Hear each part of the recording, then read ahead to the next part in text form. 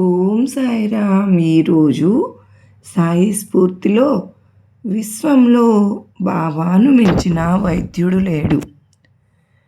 పూర్వజన్మలోని దుష్కర్మలు వ్యాధి రూపంలో మానవులను బాధిస్తూ ఉంటాయి. ఆ విషయం తెలిసినా మనం వైద్యులను ఆశ్రయిస్తాం. వారు ఇచ్చిన ఔషధాలను సేవిస్తూ దైవాన్ని ప్రార్థిస్తాం. కానీ బాబా అదృష్టవంతుడు. బాబా ఉండగా వారికి వైద్యుడు ఎందుకు?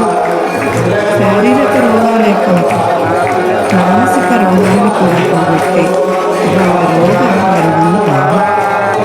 వారి చికిత్స విధానం ఆశ్చర్యకరమైన అద్భుతంగానే ఉండేది. ఒక క్షణంలో రోగం తగ్గిపోయేది. భీమాజీ పాటిల్కు క్షయం మొదలైంది. ఇతడు కన్నీటితో బాబా అతనికి భీమాబాయి ఇంట్లో బస ఏర్పాటు చేశారు. 2 తలలతో అతని పాపాలు ఛేదించారు. ఒకసారి బాలశింకి గణపతికి విపరీతంగా చలి జ్వరం వచ్చింది. దేవాలయం వద్ద ఉన్న నల్ల కుక్కకు పెరుగన్నం పెట్టడమే జ్వరానికి విరుగుడుగా చెప్పారు బాబా. ఒకరోజు కాకా మహాజన్కు నేల విరోచనాలు పట్టుకున్నాయి. బాధపడుతూ మసీదు బాగు చేస్తూ ఉన్నాడు.